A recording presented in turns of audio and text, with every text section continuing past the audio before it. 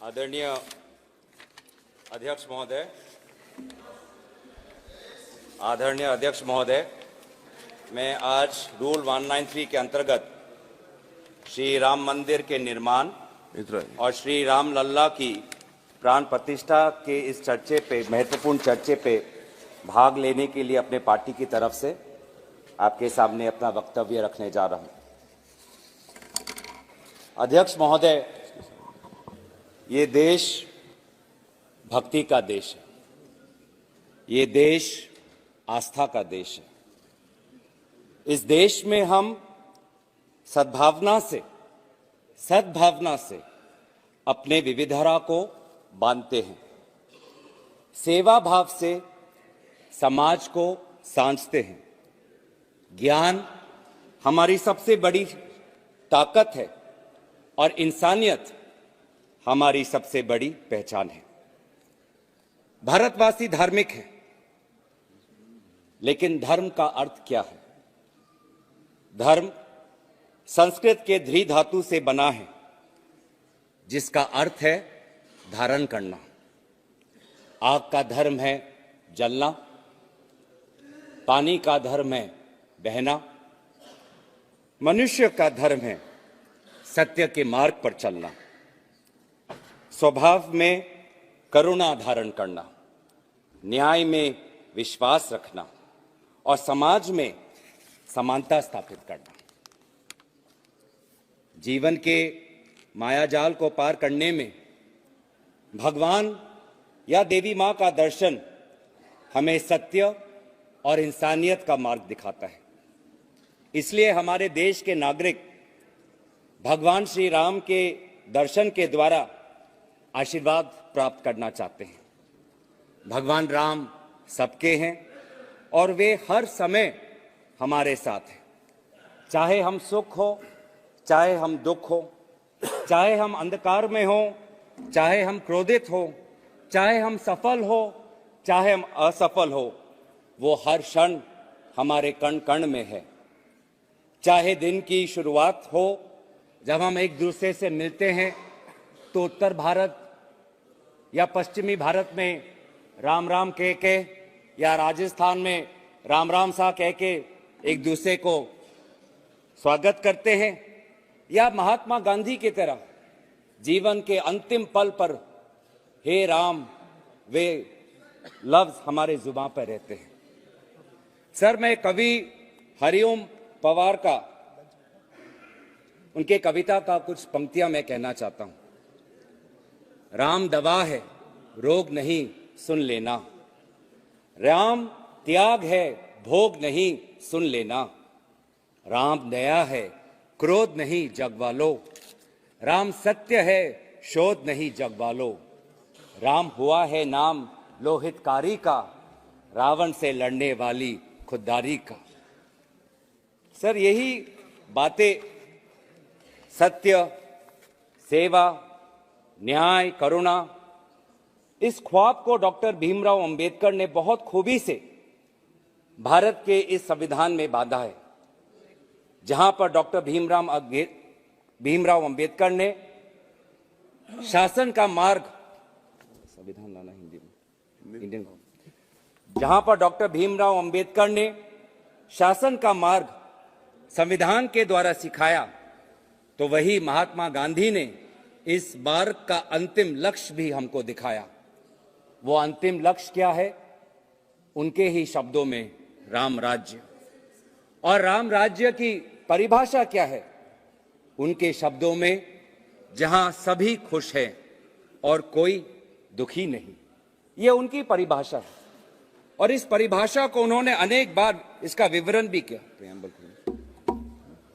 Preamble Gandhi ji ने यह भी कहा कि मेरा हिंदू धर्म मुझे सभी धर्मों को सम्मान करना सिखाता है, इसी में राम राज्य का रहस्य छिपा है।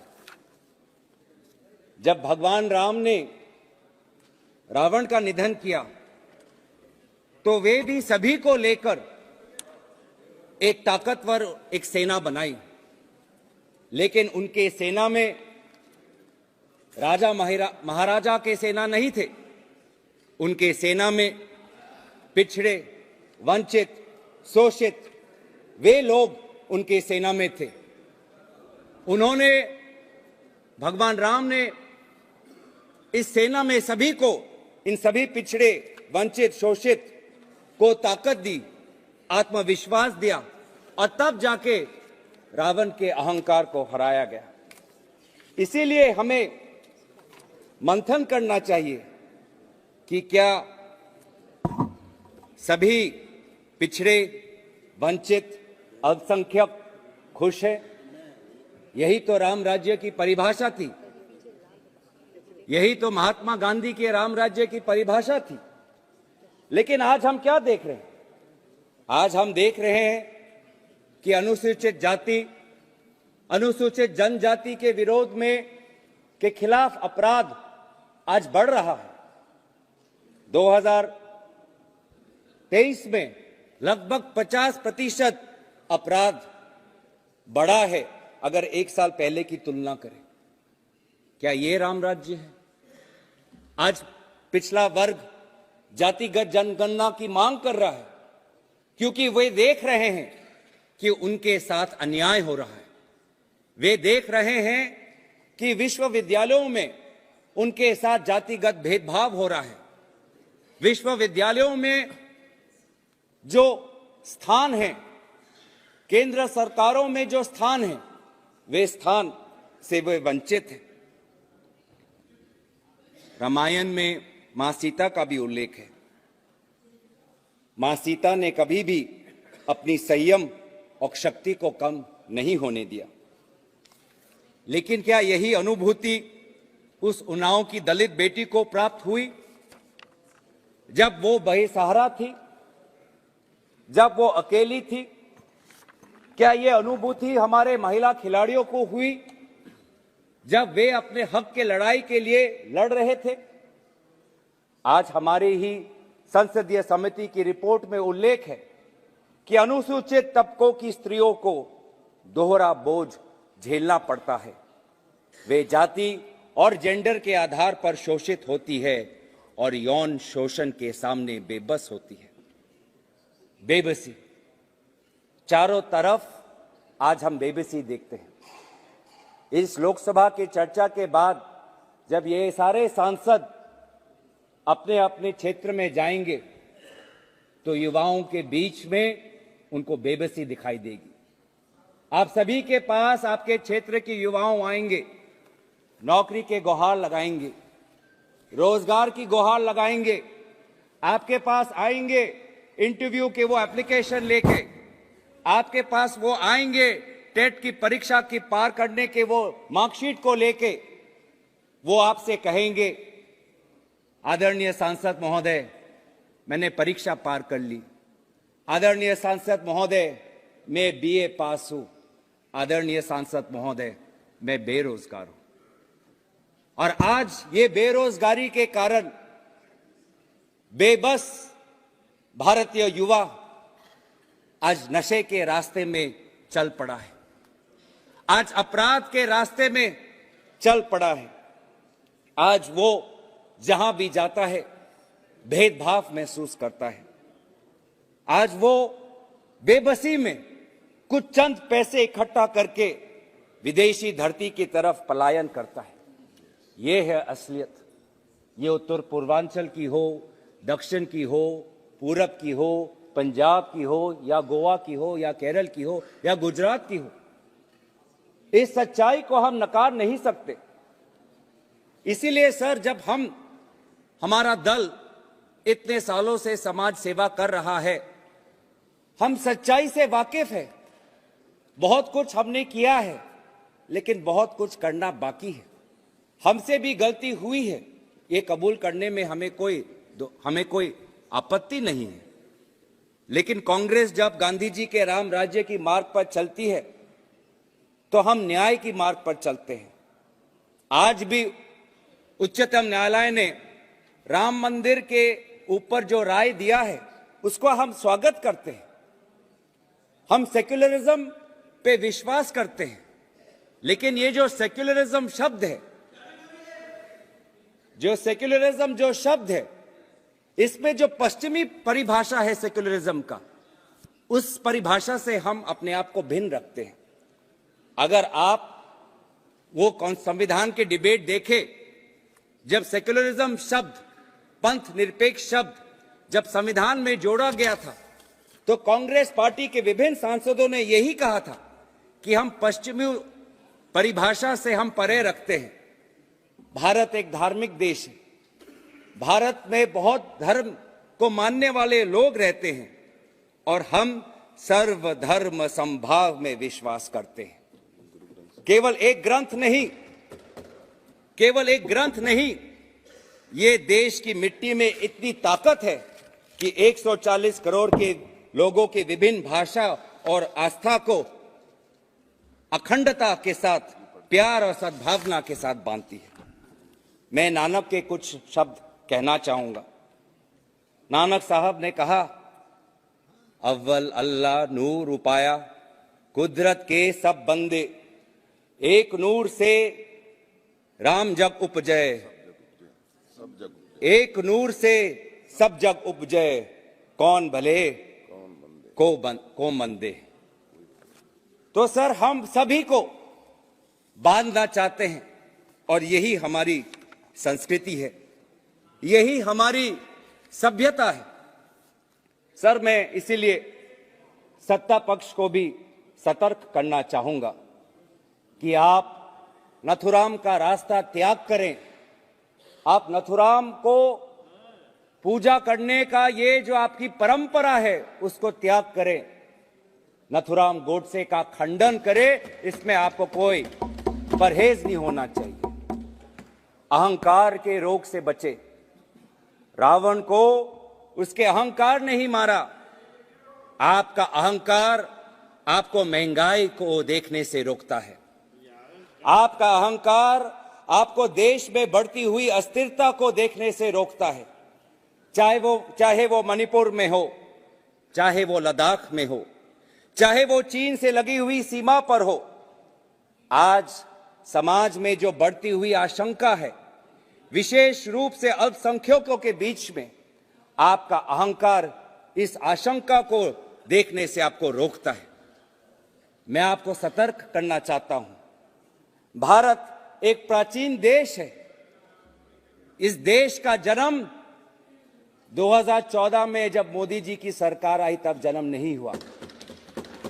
इस देश का जन्म 22 जनवरी 2024 में नहीं हुआ। राम लल्ला हमेशा हमारे साथ थे। 500 वर्ष पहले भी हमारे साथ थे, आज भी हमारे साथ हैं, कल भी आपके सरकार जाने के बाद आपके साथ हैं। राम हमारे मन में है।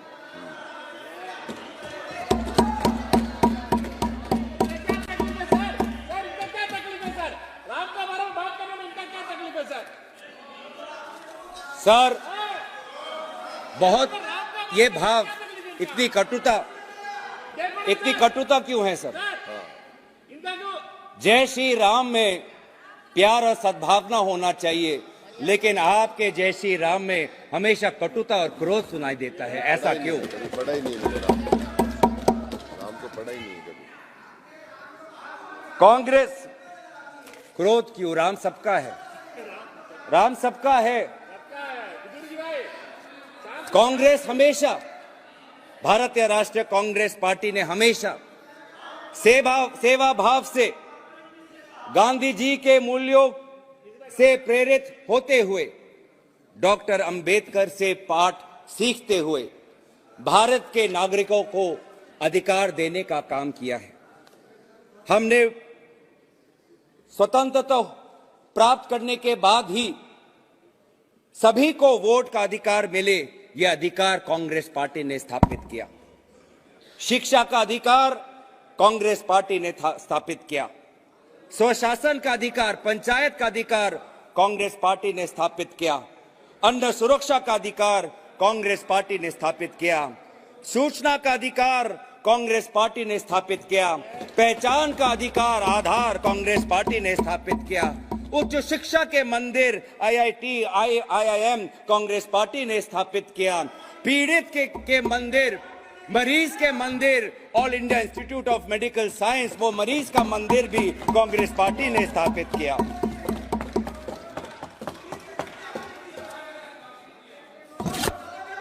Well done.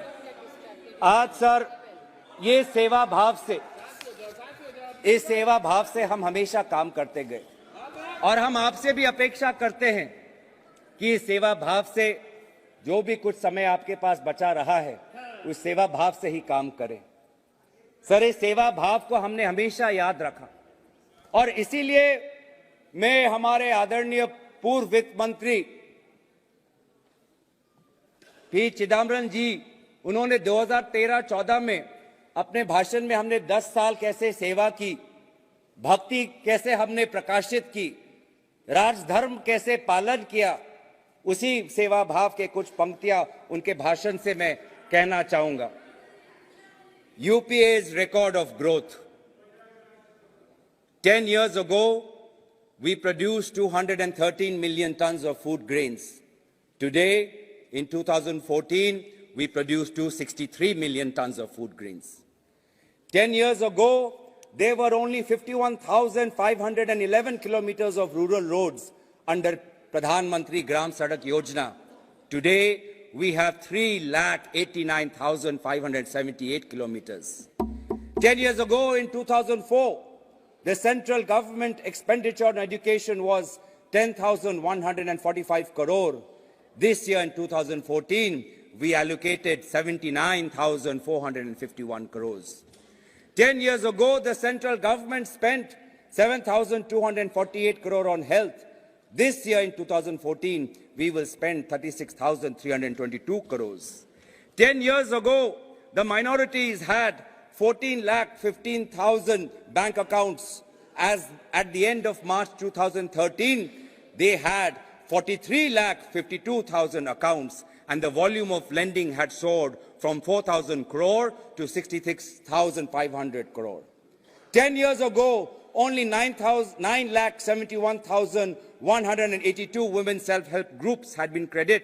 At the end of December 2013, 41,16,000 women SHGs have been provided credit.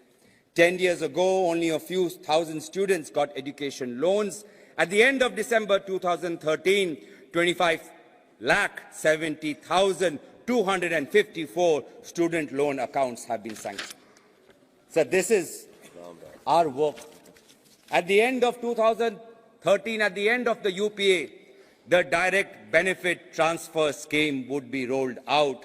The scheme is a year old and money is being transferred to beneficiaries under 27 identified schemes, including the National Social Assistance Program.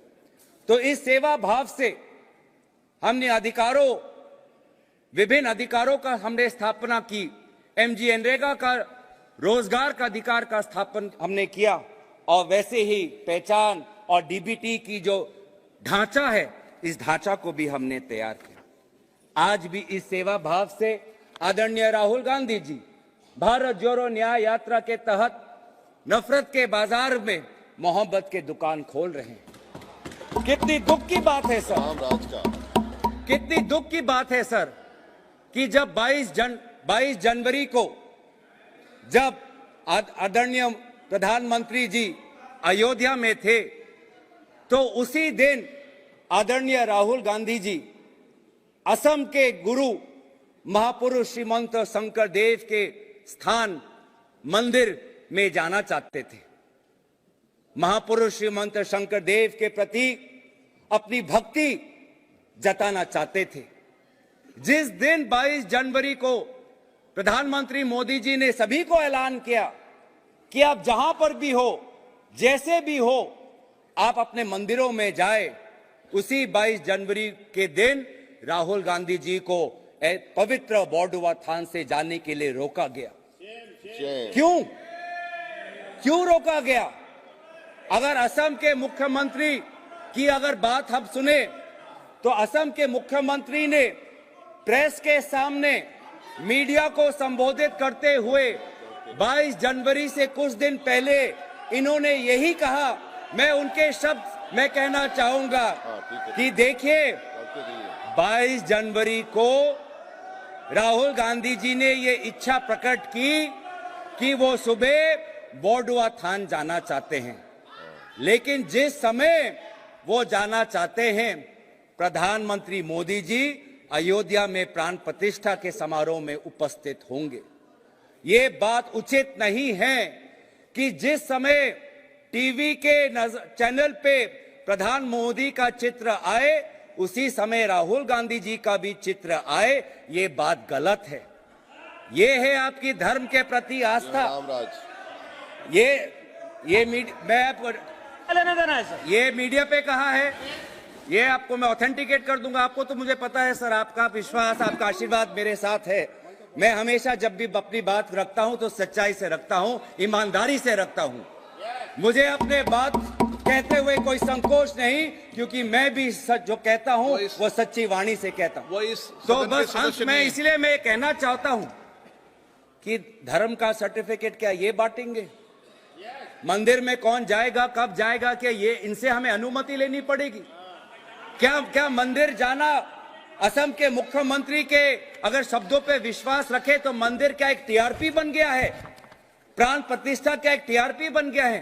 प्राण प्रतिष्ठा में खड़े बहुत से लोग थे, उनकी श्रद्धा है। उस समय राहुल गांधी जी भी असम में थे, उनके श्रद्धा में वहां की सरकार ने बाधा क्यों दी? हमें अपने संस्कारों पे, हमें अपने कर्तव्य पे चलने पर बाधा क्यों दे रहा है? सर, जहां गैर हिंदुओं का प्रवेश वर्जित है, वहां गैर हिंदू कैसे जा सकता है? ये मक्का जाए सर, ये पूरी जाकर दिखा दे हमें। जहां सर, मर्यादा पुरुषोत्तम की मर्यादा नहीं करते। सर, मैं दोबारा आज याद करा देता हूं कि हमारे देश में अनेक धर्म हैं, हमारे देश में अनेक ग्रंथ हैं, हमारे देश में अनेक पैगंबर हैं, लेकिन अगर शासन का ग्रंथ है तो शासन का ग्रंथ एक है, वो ये संविधान है। वो ये संविधान है। ये संविधान, ये शासन का एक ही ग्रंथ है। धर्म के अनेक ग्रंथ हैं। हिंदू धर्म में अनेक वेद हैं, हिंदू धर्म में अनेक उपनिषद है, लेकिन भारत के लोगों ने शासन के लिए एक ही ग्रंथ को चुना है, वो इस संविधान को है। और इस संविधान के संरक्षण में आज मैं दोबारा कहना चाहूंगा कि राम राज्य इतनी कटुता क्यों सर? इतनी कटुता क्यों? जय श्री राम कहते हुए इतनी कटुता क्यों? मर्यादा पुरुषोत्तम या राम को नमन करते हुए इनके वाणी में इतना हिंसा क्यों, इतना घृणा क्यों, इतनी घृणा क्यों है? आप राम भक्त हो ही नहीं सकते अगर आपके अंदर घृणा हो। आप राम भक्त हो ही नहीं सकते अगर आप नफरत फैलाते हो। आप राम भक्त हो ही नहीं सकते अगर आप दूसरे पे गोली चलाते हो। आप राम भक्त हो ही नहीं सकते जब आप दूसरे के धर्म के अनुष्ठान को अगर आप कलंकित करते हो। तो हमारे लिए तो ये ग्रंथ एक ही है। इस ग्रंथ में लिखा है, हम भारत के लोग भारत को एक संपूर्ण प्रभुत्व, संपन्न समाजवादी, पंथ निरपेक्ष, लोकतंत्रात्मक गणराज्य बनाने के लिए तथा उसके समस्त नागरिकों को सामाजिक, आर्थिक और राजनीतिक न्याय, विचार, अभिव्यक्ति, विश्वास, धर्म और उपासना की स्वतंत्रता। मैं दोबारा ये पढ़ना चाहूंगा क्योंकि कभी कभी आपके शब्दों से लगता है कि आप ये संविधान का डॉक्टर भीमराव अंबेडकर के मूल जो निर्देश थे वो ही भूल गए। मैं दोबारा पढ़ देता हूं ताकि, क्योंकि आपके अंदर इतनी घृणा है, तो क्योंकि आप पहली बार जब मैंने ये पढ़ा तो ये शब्द आपके हृदय के अंदर नहीं गया होगा। मैं दोबारा आपके लिए पढ़ देता हूं। न्याय, सामाजिक, आर्थिक, राजनीतिक, स्वतंत्रता, विचार, अभिव्यक्ति, विश्वास, धर्म और उपासना, समता, प्रतिष्ठा और अवसर। इसी के प्रति हम अपनी निष्ठा और दायित्व हम स्वीकार करते हुए आज इस भाषण जो हमारे राम मंदिर और रामलला की स्थापना पे जो आपने 193 का ये जो चर्चा लिया, इसी चर्चा में भाग लेते हुए मैं अपने वाणी को यही विराम देता हूं। धन्यवाद। जय हिंद, जय संविधान।